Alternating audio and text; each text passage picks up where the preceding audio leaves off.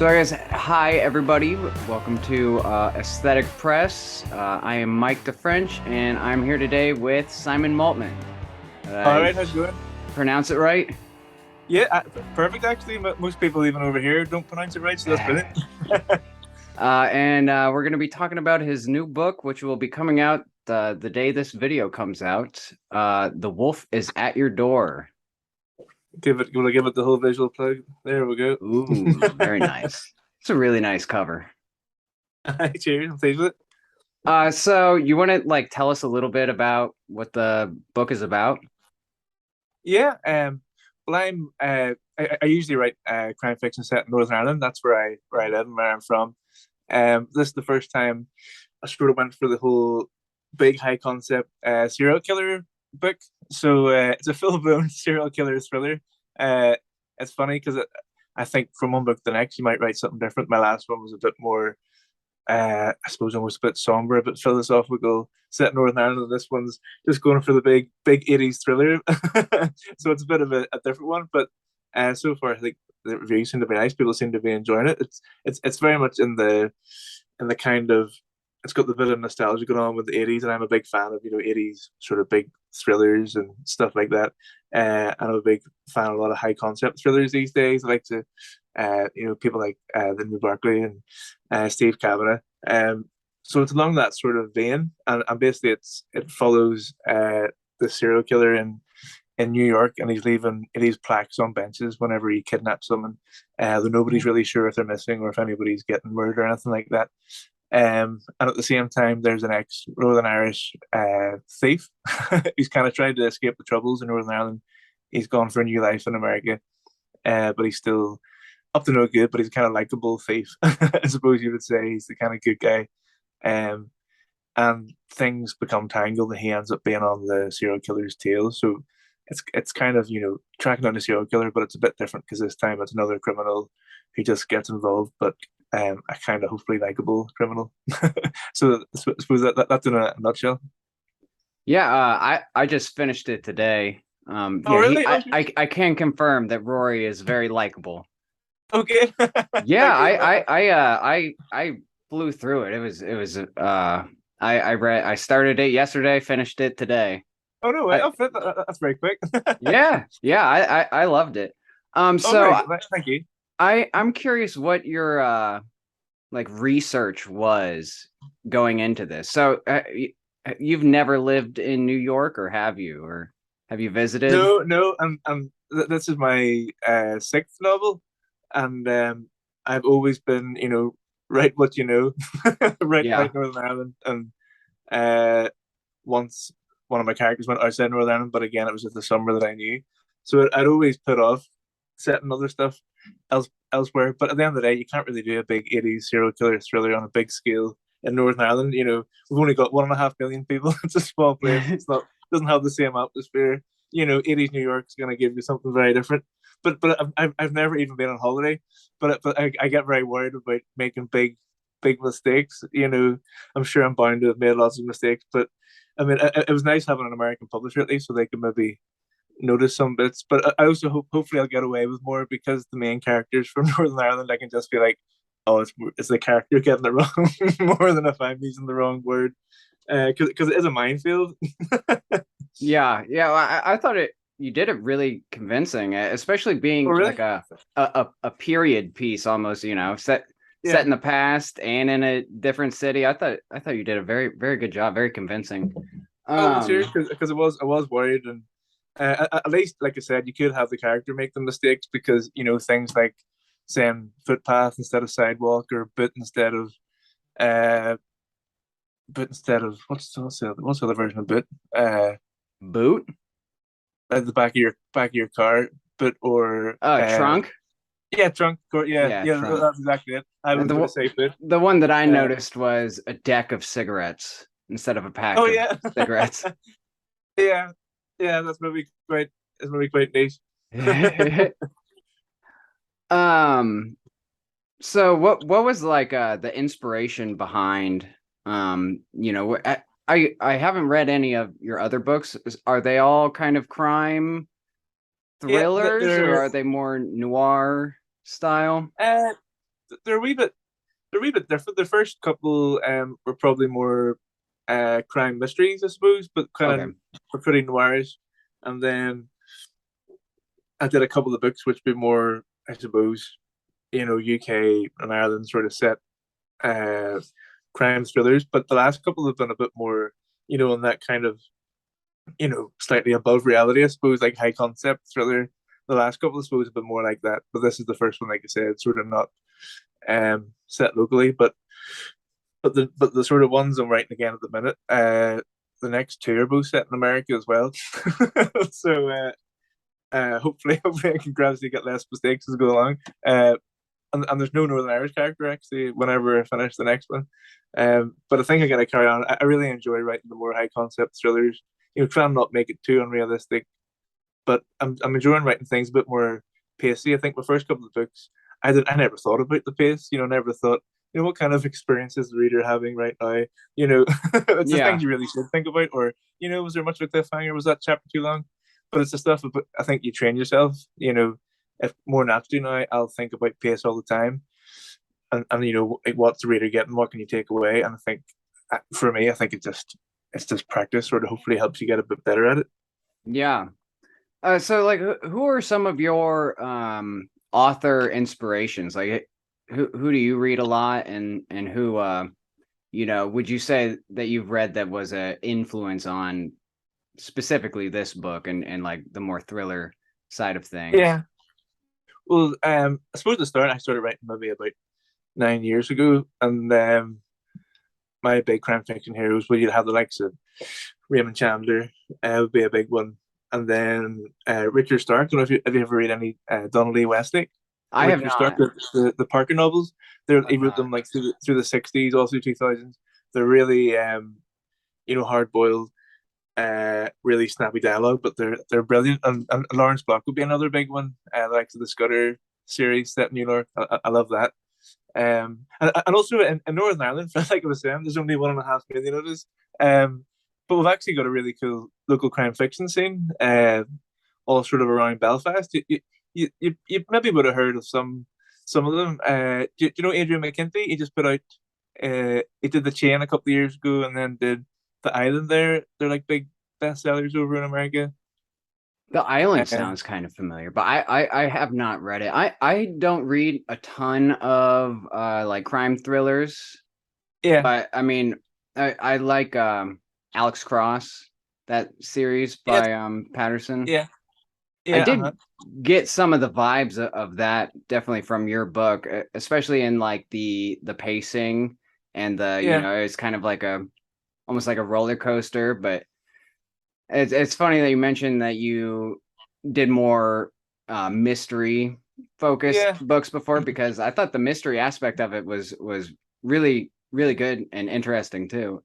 Of Oh, right, cheers. Rory kind of figuring stuff out. Plus, I like that you made him a thief and not like a private eye or like a cop or something. He's it, Yeah, it's probably again because like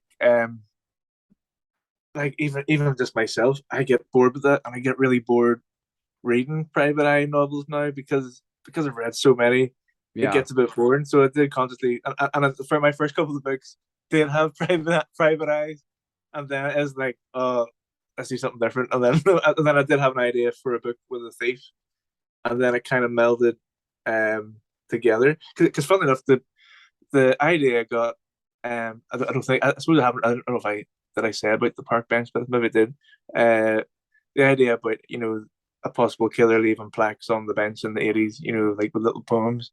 I got the idea because somebody told me a story about near where I live in near Belfast, that they were walking along the seafront and there was a bench with an unofficial like wee QR code on it, and they scanned it with their phone, and this really dark fiction came up.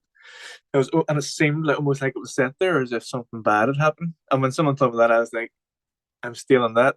In That's my head, great. I'm thinking maybe it was a serial killer leaving a message. And I thought straight away that's gonna be the next book. There'll be a guy Yeah. leaving messages, and then I thought I'll move it to the 80s, and it can be like wooden plaque benches rather than QR codes.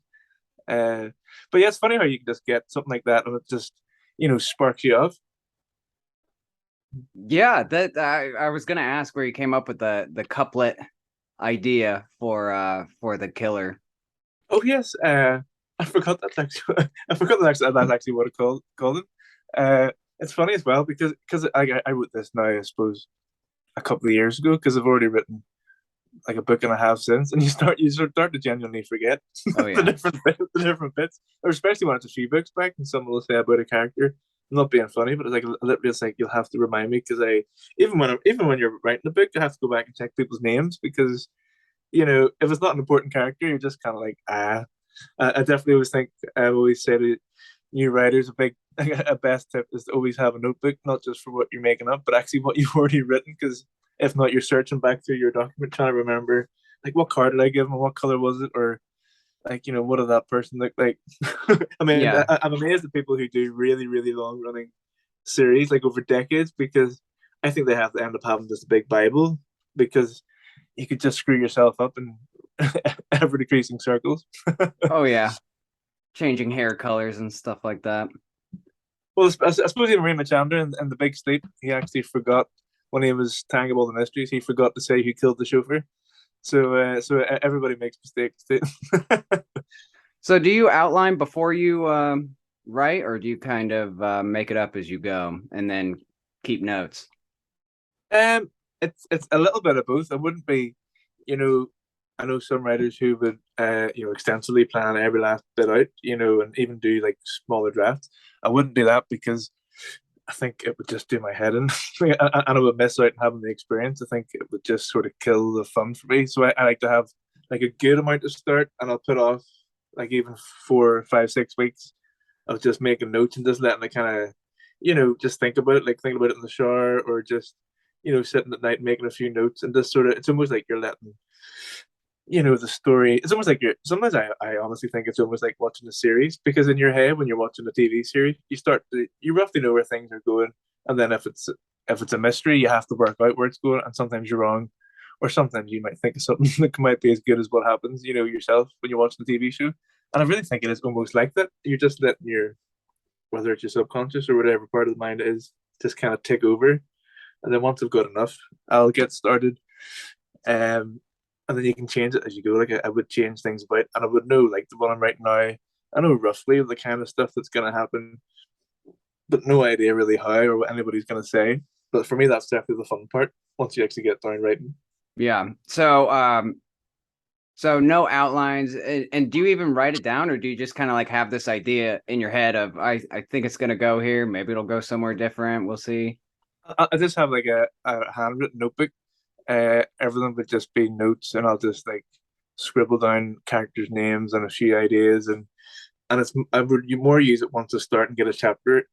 I quite because I only write for maybe 45 minutes a day usually, and then but I might make some notes later on. I do find after you write, your mind is keeping going, even if you go and watch TV or when you're up in the morning. It's almost like you've already worked out what's happening next without really thinking about it. It's like because in a way it's almost like I haven't thought about how I'm gonna go into the house later, but I should imagine, I'm gonna walk down the stairs.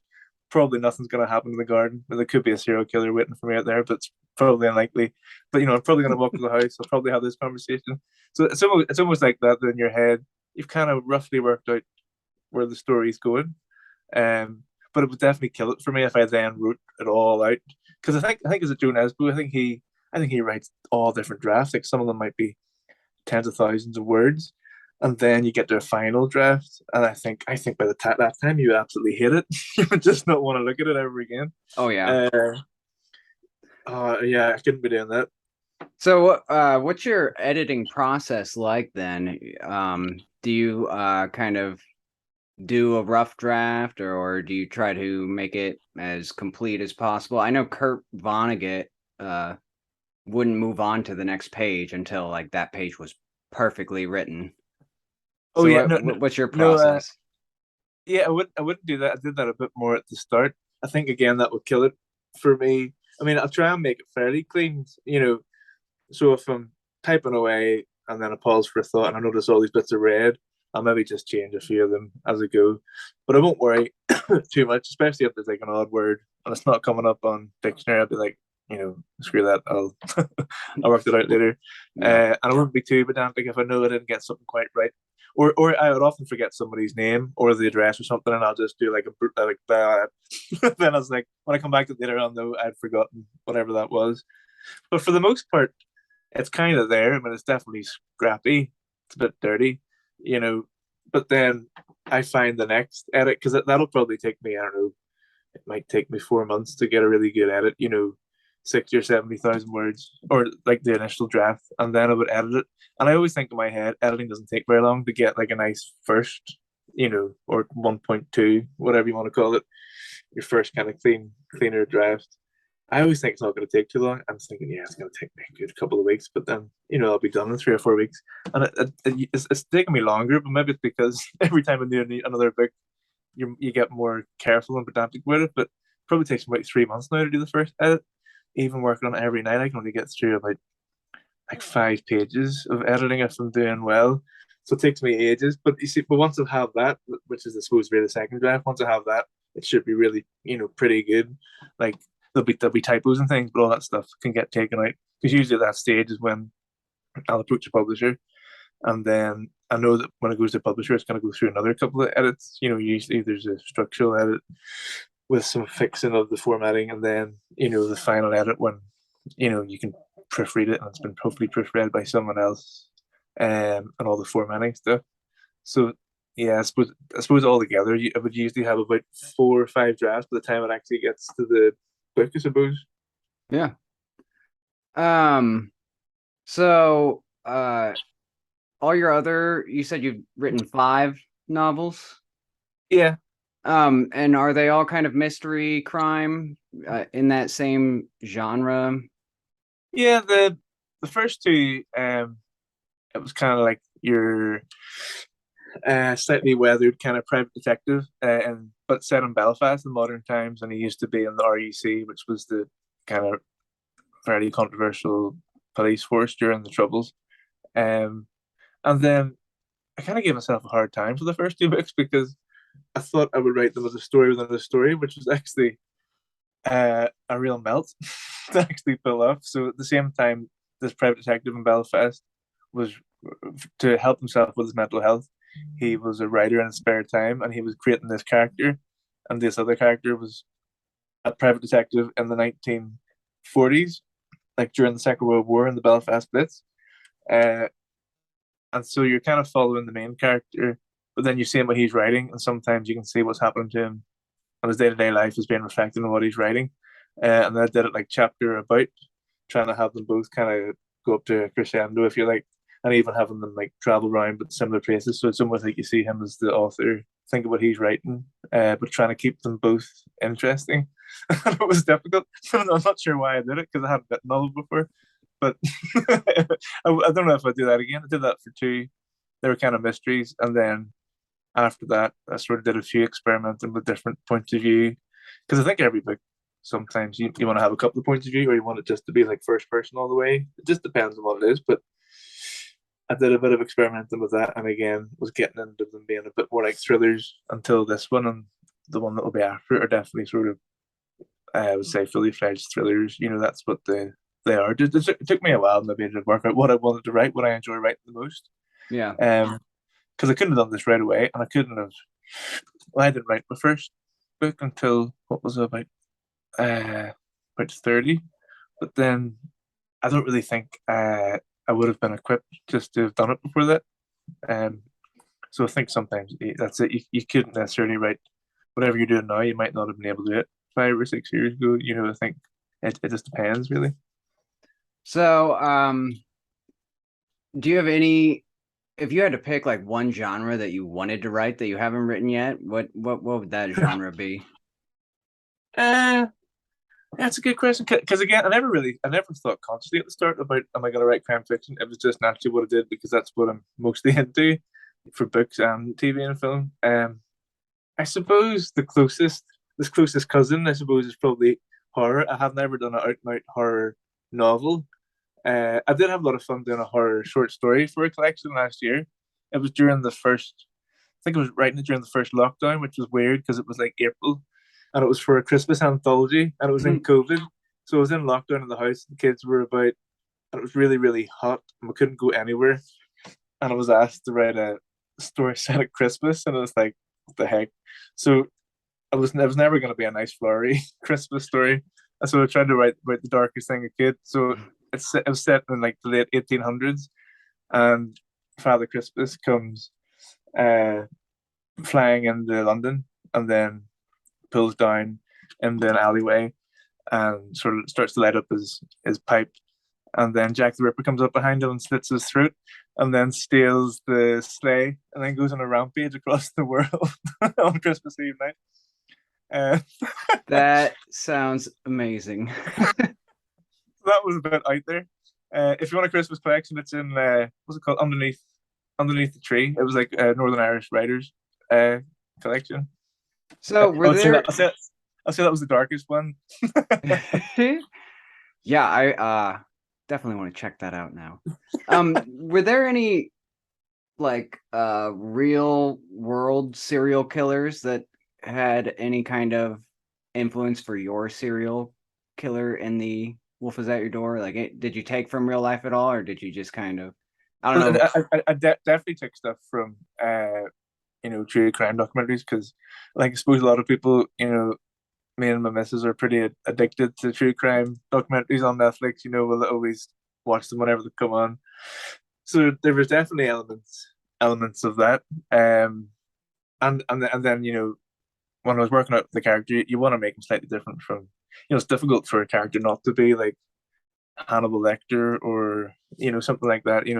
There's so many big, especially serial killer ones. You want to make something slightly different, but it's the same problem with like if you're having to write a private detective or a policeman. How on earth are you meant to make it different Yeah, from all the hundreds of thousands, especially because they're all hard drinking. They've all got broken marriages. It's difficult. It's also difficult if you don't do that.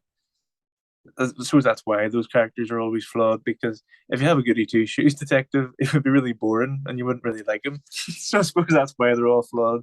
The one thing that did inspire the bad guy, I had a very clear idea for the way I wanted him to kind of look and the way he moved, and I actually got that from probably shouldn't say that, but there's just a guy who I don't know who he is, but he lives near me, and he's terrifying.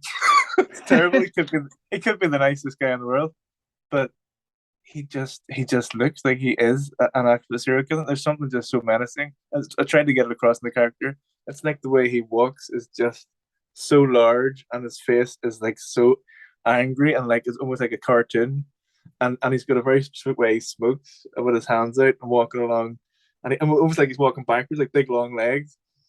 And and like it's just like other people said as well. Just like that guy is just terrifying. But uh, so yeah, so I took that, stole that as well. oh, that's hilarious. Yeah, watch that guy be like the nicest, gentle Oh yeah, giant in the world. he probably is. And actually, not long after I started writing, like, because I've always pictured him when I was writing it. Not long afterwards, he never used to say hello or anything, but next he started giving me a wave and saying hello. I kind of feel guilty. He's maybe not so scary. Uh, That is funny. it's hard to know. So do you have any kind of like writing rituals? Do you like write in the same spot? Do you write longhand on a typewriter, computer? Well, I tend to always do right now here. I'm out in my uh, garage. I've got like it's like a kind of converted. Oh, you probably can't really see. It's like converted upstairs. All You right. probably can't see down there. I've got like a wee music room with drums and guitars and stuff. Oh, that's cool. Uh, but it's also like where we're doing my writing, so I just have like a wee desk in the corner and can put on my records because I would always I like writing to listen to music. I know some people don't, but I do. So it would usually come out because it gets sort of peace and quiet. And also, I think you procrastinate more if you don't have a specific period. So it kind of suits me. Once we put the children down, my wife does a bit of work or whatever. We know we're going to meet up again in about 45 minutes or an hour and watch something. So I'll be like, right, here's my deadline, and I have in my head what I'm going to write. So then I'll just go out, put on a record, and just bam through it and get out a chapter or so. And then it's like, that's it done. And it's, I suppose it's a slow enough way to write. Some days it might get a bit longer if I'm not working or something. But you should still be able to get it done in 4 months. So in a way, and by the time we do the edits, I suppose you're looking at the guts of a year to get the whole thing written and edited and maybe out. But I don't know if I can go much faster. And some writers can go faster, but then they'll have longer spurts when they're not writing. I'm quite good at pretty much sticking on it and trying to do a bit every day, you know, rather than procrastinating. Because there's lot of people who would leave it for weeks or months. So I don't do that, but also I'm not very fast. Like there's some writers, local writer Kelly Crichton, she's a very good writer, but she writes all her books in about 6 weeks, like the whole thing, and then she puts it away in a drawer and leaves it for a couple of months and then edits it. Hmm. But I couldn't be doing it at that pace. Can you imagine? Would you write fast, or would you? Does that seem very? Yeah, I'm a sprinter in Yeah, terms of writing. Yeah, instead of a marathon runner, yeah. I will do the write like a ton and then pause and then write a ton again. Do you pause at all even between books? Like you finish one and then on uh, next day right on to the next one? Do you write even while you're editing? well, one thing that does always happen is about 2/3 of the way writing a book, I'll get the idea for the next one, and that's all I can think about. Get that? I think most people would be able to relate to that. I think that happens a lot because obviously this other shinier thing that's much nicer, and it's like, why am I writing this piece of crap? I want to be working on this because it's going to be much better. Yeah. Uh, and occasionally, just to appease myself, I'll let myself maybe open a Word document and make a couple of notes and maybe write one chapter. But then it's like that's all you get. You can't have your dessert until you've had your main course. It's like you have to leave that now, and then Yeah. I'll go back and finish it. So I'm quite disciplined. But I also find weird, a few times I won't quite know what the next book is because I've got a couple of ideas. You're trying to work out which one you want to do, but then once I've settled on it, I kind of have to get started because I find it's now a bit unsettling in between books. It definitely is a form of therapy. I almost feel a little bit at sea in between. It's like, oh, haven't got my habit of going out and doing this. And it's like, now what do I do with this free time? I don't like this free time. This is not the usual 45 minutes. It's like, oh, I wasted that.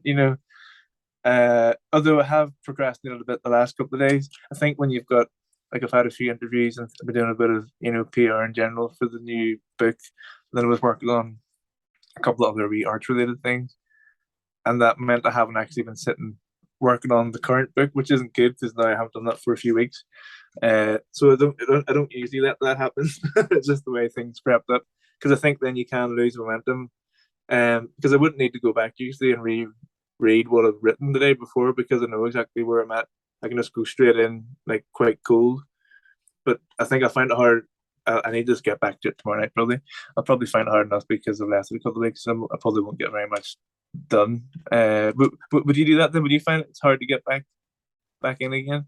Yes, the longer the break, the harder it is to get back in. So Yeah, keeping that consistency, whether it's, a new project or whatever, like, just writing something every day absolutely helps. That consistency and just keeping the streak going. And it's like I often compare it to like working out, if you're like yeah, working out every day and then you take a week off and don't do yeah. it just takes that much, it's that much more difficult to get back into that habit.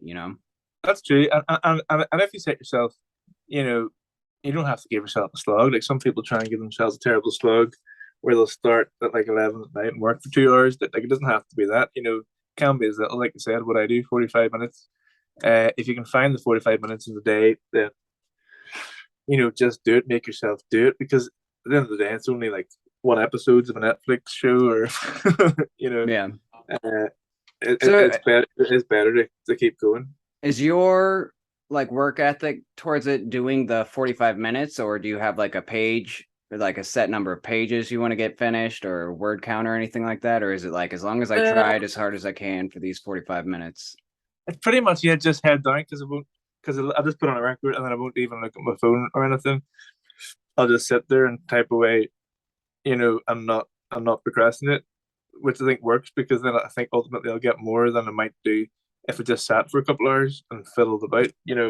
Um, Although sometimes I do find, like, if you go to a cafe or something, sometimes with a bit of noise it helps as well. Background noise rather than if you're in the house with kids coming back and forth. like that never works, and I never really try that anymore because uh, you just wouldn't get much done. I can't do it really sitting like my wife would do a lot of work. She's a teacher at night, but I can't really find myself sitting beside her trying to do it. It just seems weird. Maybe you need to either be like by yourself or At in a least cafe where ignored. Yeah. yeah, yeah, ignored. It's kind of the same feeling. It's like background noise, just like having music on, right? Like when I'm out here, I think it is a solitary thing, I suppose, Yeah. really. So, you know, but I suppose everybody's got a different way of editing. Like I would set myself more targets with editing because I'm so damn slow. I'll be like, you need to get 3 or 4 pages at least done, or it's like it's not worth your time because obviously by the time you're finished, like what's a book about at least 300 pages, and when you're thinking I got 4 pages edited, you're like, oh, when am I even getting near 100 pages? Like it's like oh, that's just painful. It's like what if I did this the same for a week? I'll have like 12 pages. Like oh, it's like painful. Or at least when you're writing, I suppose I don't really keep that much of an eye on the word count. Sometimes I'll have a look and be like, oh, flip. Yeah. A lot of the ways to go. But often my first draft is actually relatively short. I think most writers tend to write more and chop it off, but I actually add in during the edits. I think part of me just wants to get the darn thing finished, and I'll even make notes knowing I need to go back and add more detail in places. I prefer to get that done and just add a wee bit, which I think is unusual. I don't think most people do that. Yeah, that's actually how I do it too. Yeah, Yeah, I always add in edits yeah, that's instead of interesting. take Yeah, out. Yeah. yeah, because it seems most people are more like, yeah, cut that out, and I suppose there's still a bit to cut out, but I Mm. definitely put more in. Because often I can't afford to cut out because I write fairly concisely in the sense sometimes it's actually hard to get up to like 70, 80,000 words. Although personally, I like short books. Like I love the old hard boiled books. 150 pages dead. Excellent. Hmm. Really Yep. quick read. I'll have that finished tomorrow. Brilliant. On to the next one. Like sometimes, there'll be a 400 page thriller and it's just like should have been like 100 pages shorter. It's like this would have been so much more fun if you cut out all this. So it actually puts me off sometimes when a book, especially if you're going like 500, 600 pages, like could I be bothered? And then you get like someone else just like a big Stephen King, and it's like oh, like damn it, Yep. I Yep. want to read it, but also like oh, that puts me off. I A could read like three or thousand four smaller pages. books. Just because it's an investment, and I'm quite a slow reader, Yep. relatively. Although these days I actually do loads of audiobooks, so I'm loving the audiobooks. Uh, but you can't beat obviously just sitting reading a book. I always have sort of both on the go. But how about yourself? What's your preferred Oh, method? I love audiobooks Yeah. and I definitely prefer the shorter books too. So my method will be Yeah. if I'm trying to tackle like a 1,000 page book, like something ridiculous, I will rent the audiobook from the library. Like we have a little Yeah. app where you can rent it from the library, and I will Yeah. double up. And I'll often like increase the speed of the audiobook because I'm a pretty slow reader too, but I can actually keep up if like I'm listening to the audiobook while I'm physically reading it and Oh like no way! increase the speed I on haven't that. thought of doing that. Wow. Yeah. Yeah. That'd Yeah, be so interesting. it's like the only way I can retain a lot and then also read faster. Although, do you not like send your head a wee bit? Does that at some point you're not like said we need to pause here, send myself haywire? Yeah, it's sometimes, but it's the same thing as like when you're reading, you can kind of get in the zone Yeah, and and just I suppose keep going obviously with it. they're matching up. Hmm. So it's like sometimes when you're watching a documentary and the subtitles are in the same language and it's not matching up, and it's like it's slightly Yeah. jarring. Or it was worse. We're watching one. We're not long back from Pompeii on holiday, and we're watching all these documentaries on Pompeii, and we're watching randomly. It was a German-made documentary on Netflix with English subtitles, but then at one part they were like interviewing like I think it was a Spanish speaker. So you had English subtitles, a Spanish speaker, and a German overdub, and it was like, oh, three Information languages, overload. and then it switched to actually an English speaker, but there was a really loud German overdub, and the subtitles were out of sync with the speaking. In that I was just like, oh, turn the subtitles off, turn the sound off. It's like my head's gonna explode. Oh my gosh. 4% right. Thank you, Simon, for talking with me today. Everybody go check out the book. The Wolf is at Your Door. You want to tell people where they can find you on social media, where they can buy the book and all the rest of your stuff? Yeah, cheers very much for chatting. It's been really good fun. Yeah, absolutely. Yes, you can get it on the likes of Amazon. It's there on ebook and paperback, and I think it's on Kobo, and it's on what's the other one called? Amazon. Is it Amazon? No, that's it. Kobo. Is it Barnes and Nobles or I can't remember. It'd be iBooks on or another one something? too. I suppose the main one's Amazon, and it'll be in some shops. It'll But be in most the of them, but description of the video as well. I'm yeah, positive. it'll be like, I can't remember what the other one is. It's terrible. It maybe is the Barnes and Noble one, or is that Kobo? I don't know. Obviously, most people are going to go to Amazon at the end of the Yeah. day. It's going to be in some bookshops, but mostly they're going to be in Northern Ireland. So unless people want to travel over, although we do have a very cool bookshop in Belfast called Noelliby's. It's like a specialist crime bookshop. They actually do ship. They would ship worldwide. Like they would actually ship signed copies and all. If anybody really wanted one that bad. But yes, and it's pretty much live now, but no, it's officially out. Yeah, on Tuesday when this video's gonna be coming out. All right on. And then Twitter or any Oh yes, social yeah. media? Twitter's at Simon Maltman. I think Instagram's at Simon Maltman, and I've got just an ordinary Facebook, and also there's a Facebook page, Simon Maltman Crime Fiction, and there's like links to all the other books and mailing list and all that type of caper. And I've actually been posting a lot of wee videos. Sometimes me with some of my other sort of musician friends doing some of the covers from some of the songs in the book.